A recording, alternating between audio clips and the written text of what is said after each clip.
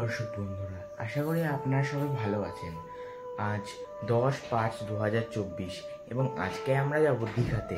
তো দীঘায় গিয়ে কোথায় থাকবো, কোথায় কোথায় ঘুরবো, সেই সমস্ত ডিটেলস আমি এই ভিডিওর মাধ্যমে আপনাদের সাথে শেয়ার করব। তাহলে চলুন যাওয়া যাক, আমাদের গাড়িও চলে এসেছে। আজ আমি আপনাদের দীঘার শুধু সেই ট্যুরিস্ট স্পটগুলোর কথাই বলবো না যেখানে আপনারা সব সময় ঘুরতে যান। আজ আপনাদের দীঘার আশেপাশের কিছু নতুন নতুন জায়গা বলতে ও দেখাতে চলেছে, তাই ভিডিওটা কিন্তু একেবারেই স্কিপ করা চলবে না। নতুন নতুন জায়গার খোঁজ পেতে ভিডিওটি প্রথম থেকে শেষ পর্যন্ত দেখতেই হবে। আমরা এখন বিবেকানন্দ সেতুর উপর দিয়ে যাচ্ছি, আর পাশেই মা ভবতারিণীর মন্দির। এই সকালের যাত্রা মানে কি অসাধারণ মুহূর্ত, তা বলে বোঝানো যায় না। দীঘায় গেলে যে স্পটগুলো আপনারা অবশ্যই দেখবেন সেগুলো স্ক্রিনে দিয়ে দিলাম, এবং আমাদের চ্যানেলটা সাবস্ক্রাইব না করা থাকলে অবশ্যই সাবস্ক্রাইব করে নেবেন এবং পাশে থাকা বেল বাটনটি ক্লিক করে নেবেন।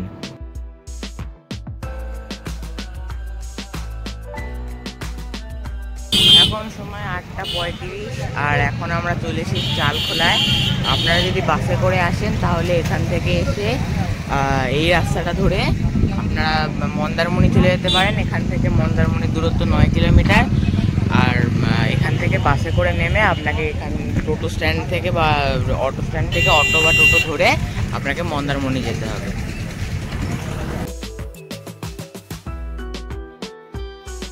এখন আমরা চাউলখোলা থেকে যাচ্ছি বালিশাইয়ের দিকে। সেখান থেকে 5 কিলোমিটার গেলে পড়বে তাজপুর সি বিচ। বালিশাইতে গিয়ে সেখানে আমরা ব্রেকফাস্ট করে নেব।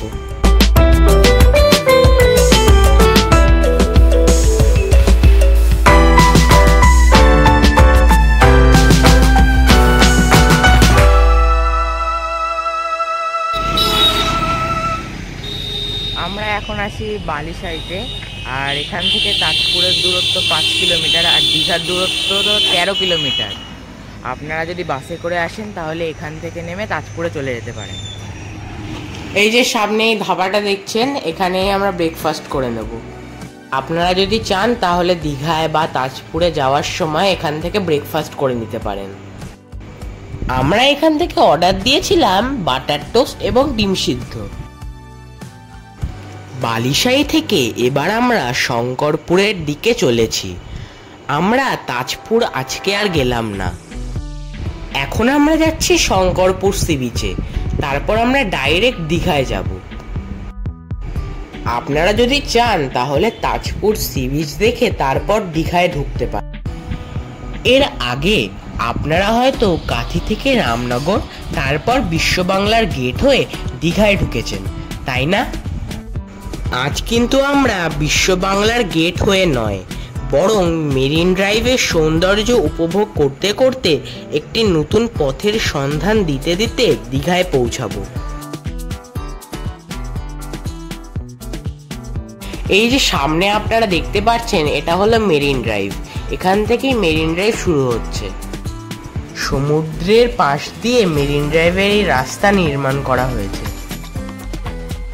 ড্রাইভের মজা নিতে গেলে আপনাকে কিন্তু মেরিন ড্রাইভে আসতেই হবে। চারপাশের এই সৌন্দর্য এতটাই মনোরম যে মনে হয় মাঝে মাঝে গাড়ি থামিয়ে এই চারিপাশের পরিবেশ এবং সমুদ্রকে উপভোগ করে যাই।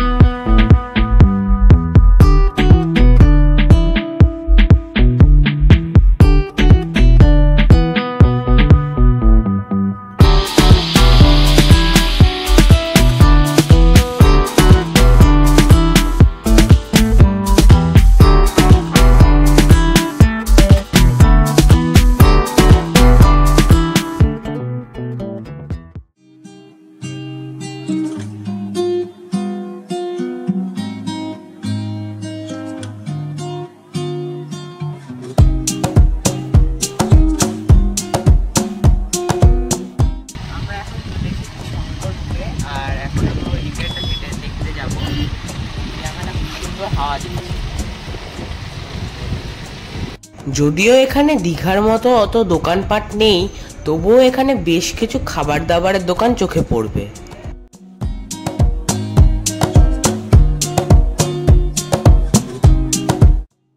শঙ্করপুরে এসে শঙ্করপুর সি বিচের সামনে এত বড় একটা পার্কিং এরিয়া পেয়ে যাবেন। এটা শঙ্করপুর সি বিচের একেবারে সামনেই।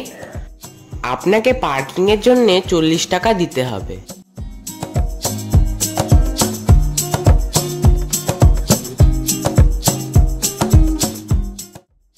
চলুন শঙ্করপুর সি বিচটা একটু ঘুরে দেখে নিই।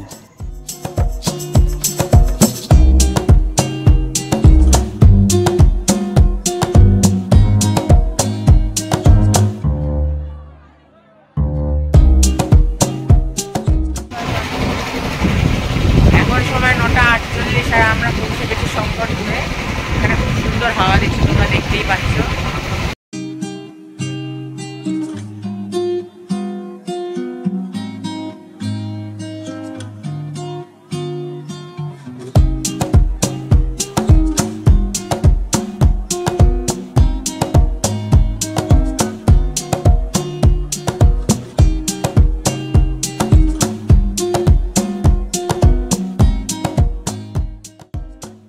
আপনারা দেখতেই পারছেন দীঘা শঙ্করপুর কর্তৃপক্ষ এই জায়গাটাকে কত সুন্দরভাবে সাজিয়েছে। আমফানের কারণে এই বিচের অনেকাংশই ক্ষতিগ্রস্ত হয়েছিল, কিন্তু পরে এই জায়গাটিকে পুনর্নির্মাণ করা হয়। আপনারা হয়তো দীঘাতেও অনেকবার গেছেন এবং মোহনায়ও হয়তো অনেকবার এসেছেন, কিন্তু আজকে আপনাদের এমন একটি দৃশ্য দেখাবো যেটা হয়তো আপনারা আগে উপলব্ধি করেননি। আপনারা যখন মোহনায় যান তখন হয়তো আপনারা দেখেন ট্রলারগুলিকে এভাবে দাঁড়িয়ে থাকতে, কিন্তু আজকে আমি আপনাদের দেখাবো যে ট্রলাররা কিভাবে ভাসতে ভাসতে সমুদ্রে যায়। এই দৃশ্য হয়তো আপনারা আগে কোনোদিনও দেখেননি।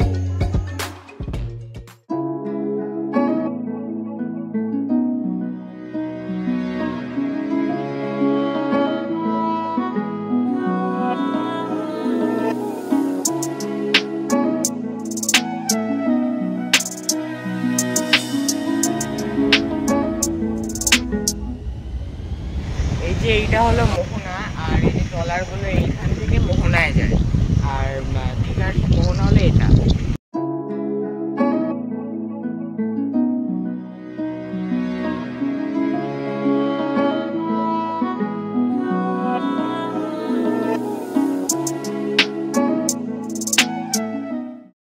দেখছেন কিভাবে ট্রলারগুলি সমুদ্রে পাড়ি দিচ্ছে।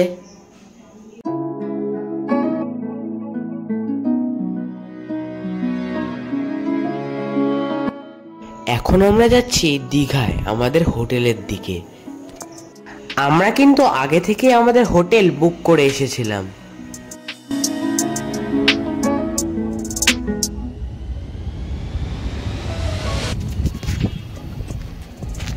বন্ধুরা, তোমরা দেখতেই পাচ্ছ আমি স্নান করে নিয়েছি, আর এখন বিকেলবেলা আমরা খেয়ে আবার রেডি হয়ে গেছি আরেকটা জায়গায় যাব বলে। তো দীঘার আশেপাশে কিছু জায়গা আমরা আবার ঘুরে দেখব। আর আমরা এই হোটেলটা নিয়েছি, এর আগের ব্লগে ওই হোটেলটা নিয়েছি, যে শান্তিনিকেতন যে হোটেলটা। আর এই হোটেলের পিছন থেকে দেখো কত সুন্দর একটা পুকুর দেখা যাচ্ছে। তা আমাদের রুম থেকেও দেখা যায়, তো একটু পরে আমাদের রুমটাও দেখাবো তোমাদের। তাহলে চলো এখন যাওয়া যাক। আপনারা এখানে এসে নিজেরাও রান্না করতে পারেন, সেই সুব্যবস্থাও আছে এখানে।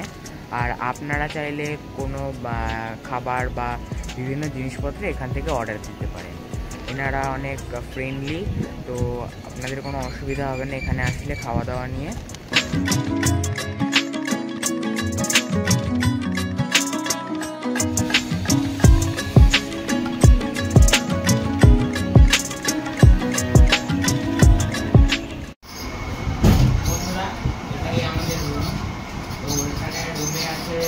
ডবল বেড, আর এখানে 6টা কুশন আছে, এসি আছে রুমটায়, দুটো ফ্যান আছে, তাই কোনো অসুবিধা হবে না।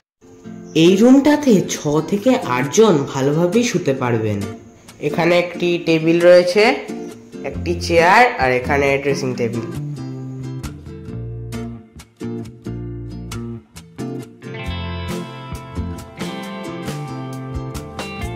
চলুন এবার বাথরুমটা দেখা যাক। বাথরুমটা কিন্তু বেশ পরিষ্কার পরিচ্ছন্ন ওয়েস্টার্ন বাথরুম।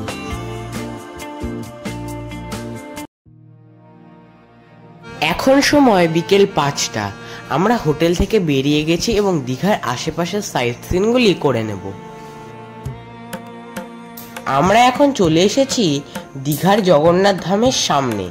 এই ধাম পুরীর জগন্নাথ মন্দিরের অনুকরণে নির্মাণ করা হচ্ছে। চলুন দেখে আসি এই মন্দিরটি কিভাবে তৈরি হচ্ছে।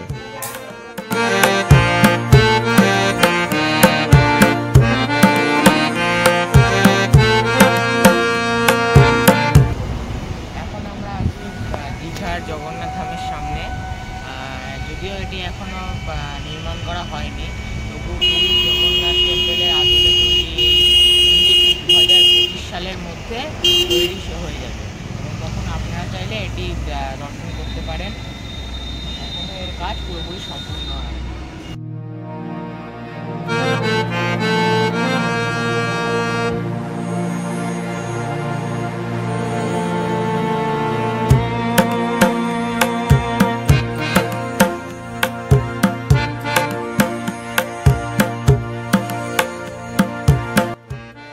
এই যে ওল্ড দীঘা থেকে যে নিউ দীঘা যাওয়ার রাস্তাটা, এইখানে আসলে ডান দিকে এই দীঘার জগন্নাথ ধাম দেখতে পাবেন।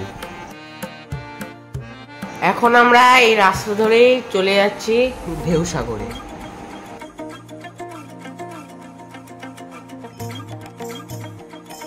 আমরা টিকিট কেটে ঢেউসাগরে ঢুকে গেছি, আর এখানে টিকিট মূল্য প্রত্যেকের জন্য 10 টাকা। এই টিকিট কাউন্টারের পাশেই রয়েছে পার্কিং জোন। আপনারা যদি বাইক নিয়ে আসেন তার জন্য 10 টাকা এবং 4 হুইলারের জন্য 20 টাকা দিতে হবে।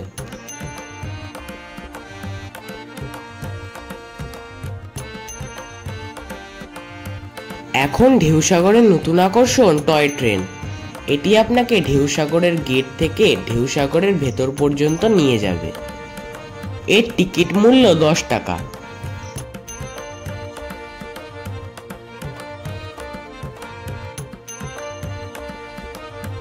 চলে এসেছি আর এখানে টয় ট্রেনে উঠেছি। এটাতে করে আমরা ঢেউসাগরের ভেতরে চলে যাব।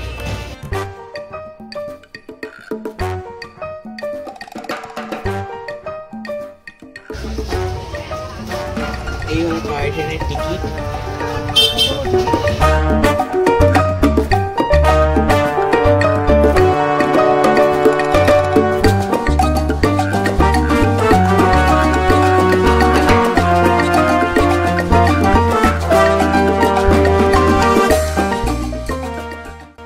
আপনারা দেখতেই পাচ্ছেন ঢেউসাগরকে কি সুন্দরভাবে আলো দিয়ে সাজানো হয়েছে। এখানে রয়েছে বিভিন্ন ধরনের ক্যাফে, রয়েছে ছোটদের জন্য প্রচুর রাইডস, রয়েছে আকর্ষণীয় গেমিং জোন এবং এত সুন্দর করে গাছপালা দিয়ে সাজানো যে ছোটদের সাথে বড়রাও খুব আনন্দ পাবেন।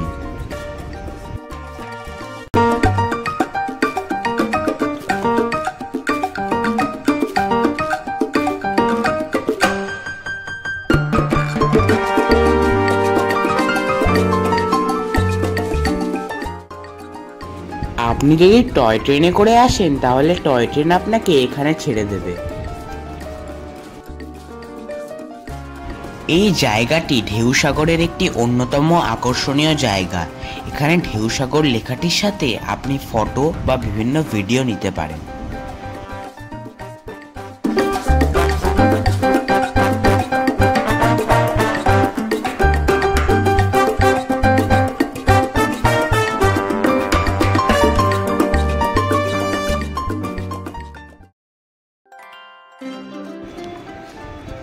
ঢেউসাগরের বিভিন্ন জায়গায় ছড়িয়ে ছিটিয়ে আছে ছোটদের জন্য বিভিন্ন ধরনের রাইডস এবং খাবার দাবারের বিভিন্ন দোকান। এখানে কিছু রাইডস আছে যেগুলো ফ্রি এবং কিছুর জন্য আলাদা করে টিকিট কাটতে হয়। এখানে একটা কথা বলে রাখা ভালো যে ঢেউসাগরের ভেতরে যে ক্যাফেগুলো রয়েছে সেগুলোর থেকে আপনারা যদি খেতে চান তাহলে তার দাম কিন্তু বাইরের তুলনায় কিছুটা বেশি। যারা ফটোগ্রাফি করতে ভালোবাসেন তাদের জন্য বলে রাখি যে ঢেউসাগরের ভেতরেও কিন্তু অনেকগুলি ফটোগ্রাফিক প্লেস রয়েছে।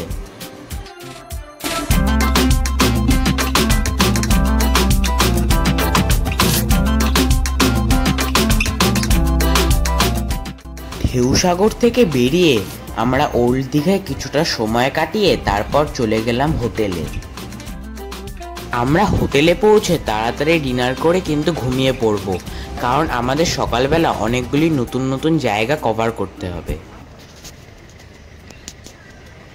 এখন সময় 8:15 আর এখন আমরা গাড়িতে উঠে উদয়পুরের উদ্দেশ্যে রওনা দেব।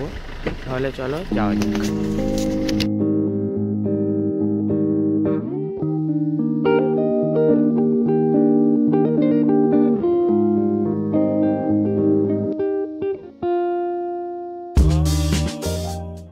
এটা হলো উদয়পুর সি বিচ। এই সি বিচটা অন্যান্য সি বিচগুলির থেকে একটু আলাদা। আপনারা যারা গাড়ি নিয়ে আসবেন তাদের বলে রাখি, বিচটিতে আসার পথে এই রাস্তার একপাশে আপনাদের গাড়ি পার্ক করতে হবে। এখানে কার পার্কিং চার্জ 40 টাকা।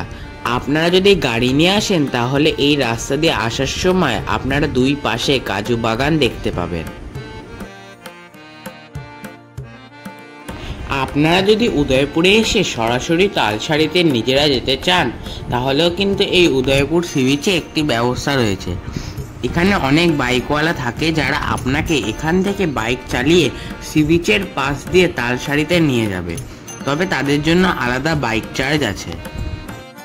এক্ষেত্রে বাইক আপনারা নিজেরাও চালাতে পারেন, অথবা বাইকের যে ওনার অর্থাৎ একজন গাইড যদি আপনি নিতে চান তাহলে সেই গাইডই আপনাকে তালসারিতে নিয়ে যাবে।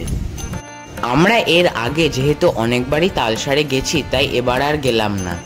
আপনাদের হাতে যদি কিছুটা সময় থাকে আপনারা তালসারি ঘুরে যেতে পারেন।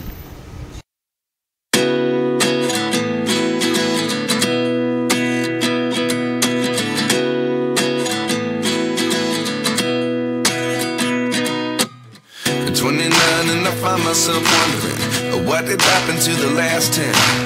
I ran away with my life, fast forward, never turn back again. It's kind of funny that the more we pass time, the more we need to set the rewind. And 19 was the year I had to leave you, but now I'm এই যে এগুলো দেখতে পাচ্ছ, এগুলো আমি ওইদিকে হাঁটতে গেছিলাম, তো সেখান থেকে পেয়েছি অনেক ভালো ভালো ঝিনুক পেয়েছি। এটা ফুল পেয়েছি পুরো ঝিনুকটা। তো আমরা পিছনে দেখতে পাচ্ছি এখানে একটা হোটেল রয়েছে, লাক্সমি হোটেল অ্যান্ড রেস্টুরেন্ট। এখান থেকে আমরা আমাদের ব্রেকফাস্ট করে নেব। এখানে আপনারা ইচ্ছা মতন খাবার অর্ডার দিতে পারেন। আপনারা উদয়পুরে যাওয়ার পথে অথবা উদয়পুর সি বিচ থেকে আসার পথে এরকম অনেকগুলি রাস্তার পাশে রেস্টুরেন্ট পেয়ে যাবেন। আপনারা চাইলে সেখান থেকে ব্রেকফাস্ট বা লাঞ্চ করে নিতে পারেন। আমরা এরকমই একটি রেস্টুরেন্ট থেকে এবার ব্রেকফাস্ট করে নেব। তাহলে চলুন দেখাই আমরা ব্রেকফাস্টে কি নিয়েছি।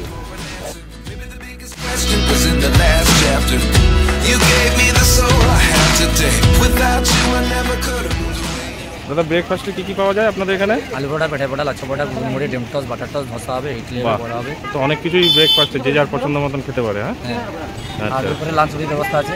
লাঞ্চে তোমার মাছ আছে, ভাত আছে, মাংস আছে, ডিম আছে, আলু ভাজা, উচ্ছে ভাজা, ডাল, ফুলকপি, মালাইকারি, বাঁধাকপি, পটল তরকারি, শাকের তরকারি, চাটনি, আচার। মানে ভেজ নন ভেজ সবই পাওয়া যাচ্ছে। আচ্ছা। আর ভেজ থালি কত করে? ভেজ থালি আমাদের 70 টাকা করে, আর 5টা তরকারি। ধরুন ডিম ভাত দিলে আপনার 20 টাকা বেশি, আর মাছ হলে আপনার 100 টাকা, কাতলা মাছ হলে 120 টাকা, মাংস ভাত হলে 150 টাকা। ঠিক আছে। আমাদের ব্রেকফাস্ট চলে এসেছে। ব্রেকফাস্টে আছে পুরি আর ঘুগনি, তার সাথে একটা চাটনি দিয়েছে, আর এখানে রয়েছে ডিম টোস্ট, তার উপরে পেঁয়াজ আর শসা ছড়িয়ে দিয়েছে, আর এগুলোর সাথে রয়েছে একটি মশলা ধোসা।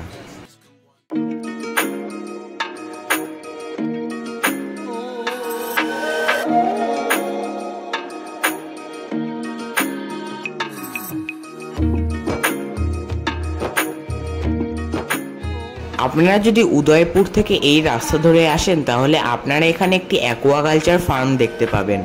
আপনারা যদি এই বিষয়ে ইন্টারেস্টেড হন বা এই বিষয়ে পড়াশোনা করে থাকেন তাহলে এখানে অনেকগুলি রিসর্ট রয়েছে, আপনারা চাইলে এখানে থাকতে পারেন। এই যে এটা হলো সরকারি ওশিয়ানিয়ার গেস্ট হাউস, আপনারা চাইলে এখানেও থাকতে পারেন। ওই যে আপনারা দেখতে পাচ্ছেন ওটা হলো দীঘার মিউনিসিপ্যালিটি অফিস। দেখুন কেমন জাহাজের আকৃতি দেওয়া হয়েছে এই অফিসটাকে। দীঘার মিউনিসিপ্যালিটি অফিসের নিচে অনেক সুন্দর সুন্দর ক্যাফে তৈরি করা হয়েছে, আপনারা চাইলে সেখান থেকেও ঘুরে আসতে পারেন।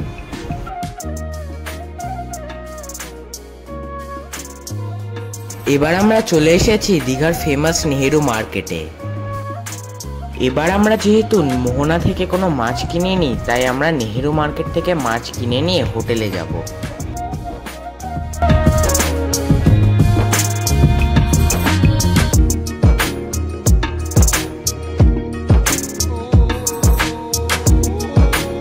আজকে আমাদের মেনুতে রয়েছে গরম ভাতের সাথে ডাল, বেগুন ভাজা, পার্শে মাছ, ভোলা মাছ এবং পেঁয়াজ। আমরা লাঞ্চ করার পর হোটেল চেক আউট করে বেরিয়ে পড়লাম একটি নতুন জায়গার সন্ধান দিতে।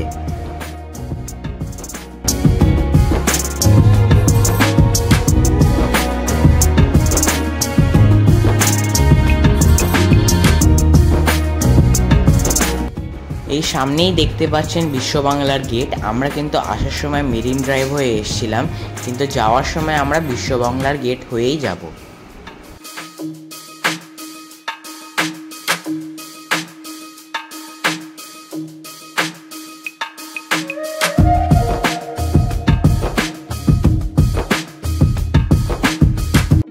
আমরা এখন যাচ্ছি নয়াকালী টেম্পলে।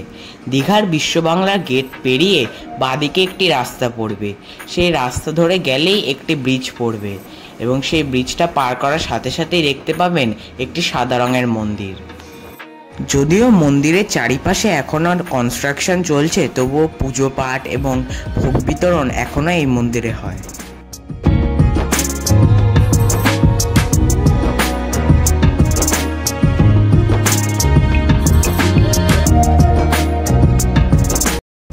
ওই যে সামনে দেখতে পাচ্ছেন, ওটাই হলো নায়কালী মাতার মন্দির। আমরা চলে এসেছি নায়কালী মন্দিরের সামনে, আর এখানে সামনে অনেকটা গাড়ি পার্কিং এর জন্য জায়গা রয়েছে, আপনারা গাড়ি নিয়ে আসলেও কোনো সমস্যা হবে না। চলুন মন্দিরের দিকে যাওয়া যাক। এই যে সামনেই রয়েছে নায়কালী টেম্পলের প্রবেশদ্বার। আমরা চলে এসেছি এখন নায়কালী মন্দিরে।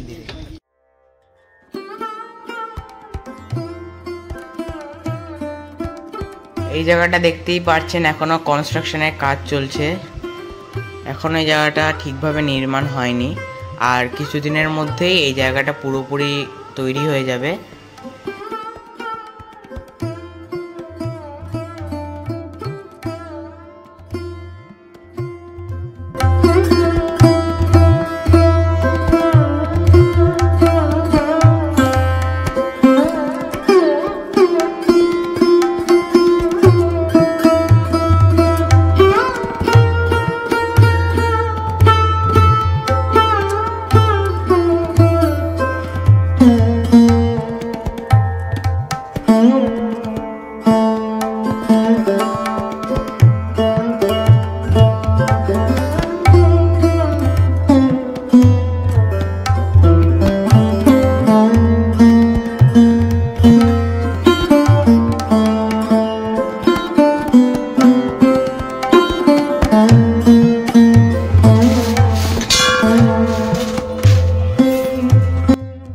এই হলো মা নায়াকালী।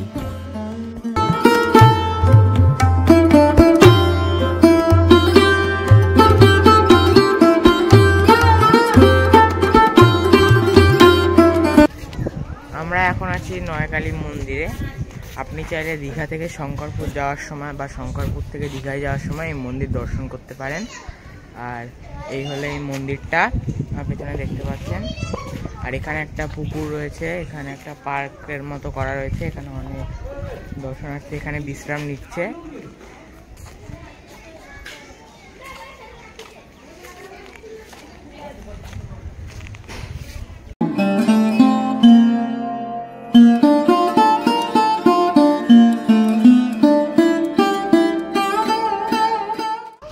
এখানে যে মানত করে যে অন্য ভোগে নিয়ে আসে, এখানে বসে খায় আর বাড়ি নিয়ে যায়।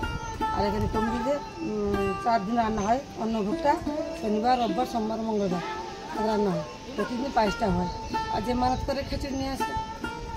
আর যে খাবে এখানে বসে খেলে 70 টাকা, যে নিয়ে যাবে 90 টাকা পেমেন্ট করবে। এটি হলো মন্দিরের রান্নাঘর। এই রান্নাঘরেই মায়ের জন্য প্রতিদিন ভোগ রান্না করা হয়। এখানে একটা কথা বলে রাখি যে মায়ের অন্নভোগ প্রস্তুত করা হয় সপ্তাহে 4 দিন, শনি, রবি, সোম আর মঙ্গল। আপনারা যদি এখানে এসে মায়ের অন্নভোগ গ্রহণ করতে চান তাহলে এই 4 দিনের মধ্যে যে কোনো একদিন আসার চেষ্টা করবেন। সপ্তাহের বাকি দিনগুলো এখানে শুধুমাত্র মিষ্টান্ন ভোগ বিতরণ করা হয়। এখান থেকে মায়ের জন্য মন্দিরের ডালা বিক্রয় করা হয়।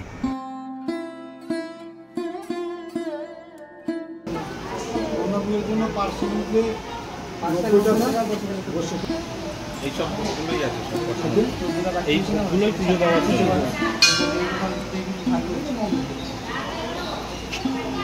পুজো কখন হয়? পুজো সকাল 7টা থেকে সন্ধ্যা 8টা তারপরে খাচ্ছেন খেয়ে দিয়ে আবার চলে যাবেন। মায়ের অন্নভোগ যদি কেউ বসে খেতে চান তাহলে এখানে সেই ব্যবস্থাও আছে। তার জন্যে মন্দির কমিটির কাছ থেকে আপনাকে একটি 70 টাকার কুপন কাটতে হবে। এছাড়া পার্সেল করে নিয়ে যাওয়ারও ব্যবস্থা রয়েছে, তার জন্য আপনাকে 90 টাকার কুপন কাটতে হবে। অন্নভোগটা হয় প্রতি শনি, রবি, সোম, মঙ্গল। এর জন্য বসে খেতে 70 টাকা, পার্সেল নিলে 90 টাকা।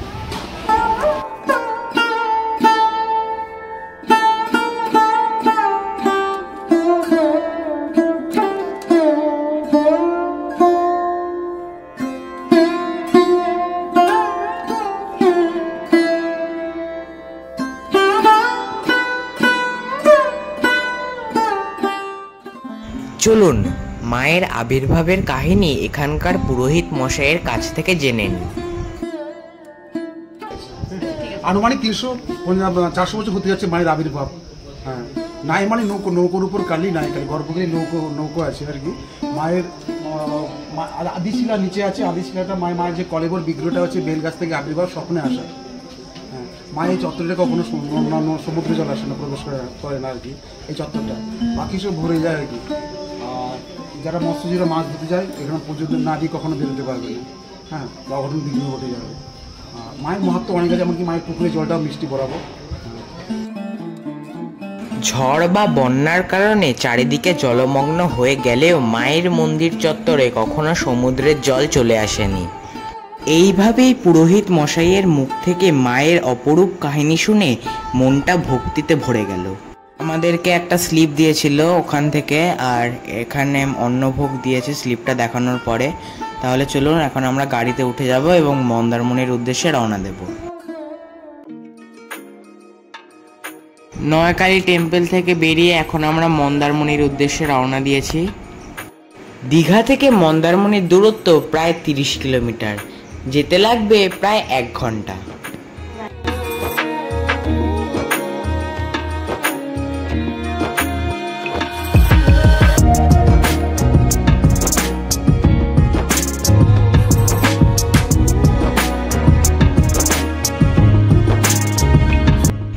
এই হলো জলধা ব্রিজ। আমরা জলধা ব্রিজের উপর দিয়ে যাচ্ছি। এই ব্রিজের নিচ দিয়ে যে নদীটি বয়ে গেছে তা দেখতে অপূর্ব লাগছে।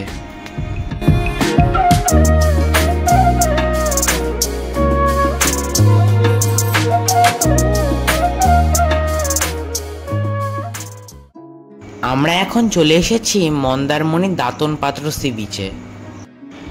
মন্দারমণির বাকি বিচগুলি নির্জন হলেও এই বিচে আপনারা দোকানপাট, মানুষজন সবই দেখতে পাবেন। দাঁতন পাত্র বিচে এসে বিচের সামনে আপনি পার্কিং জোন দেখতে পাবেন।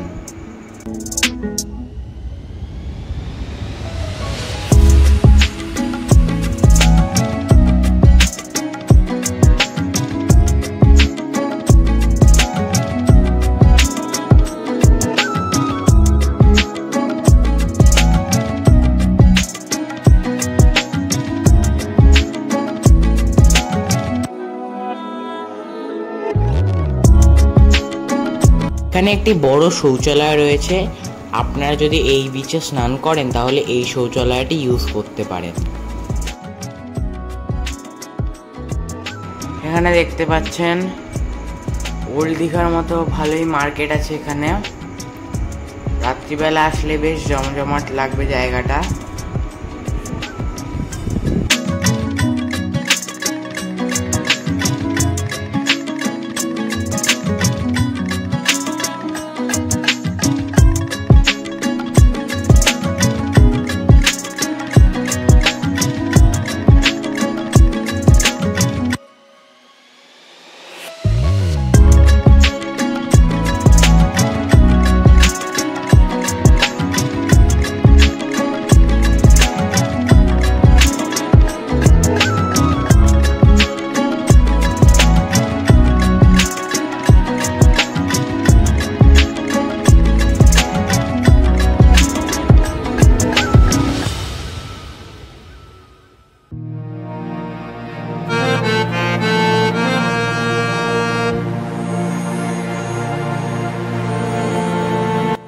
দাঁতন পাত্র সি বিচে ঢোকার মুখে আপনি একটি দুর্গা মন্দির দেখতে পাবেন। আপনারা চাইলে সকাল সকাল এসে এখানে পুজো দিতে পারেন। দাঁতন পাত্র সি বিচের যেখানে আপনাদের পার্কিং দেখালাম তার পাশেই রয়েছে এই দুর্গা মন্দির।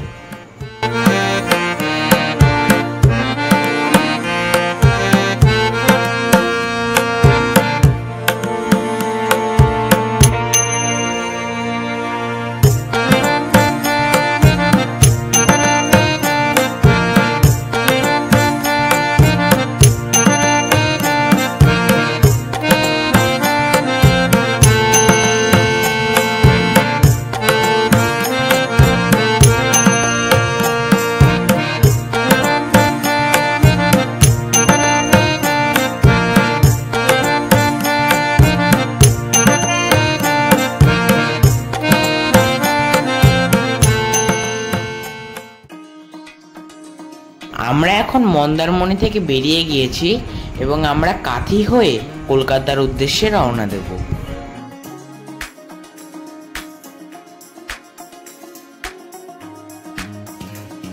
ব্রিজের ওপর দিয়ে যেতে যেতে এত সুন্দর দৃশ্য দেখে গাড়ি না থামিয়ে আর পারলাম না। দেখুন কত সুন্দর এই দৃশ্য।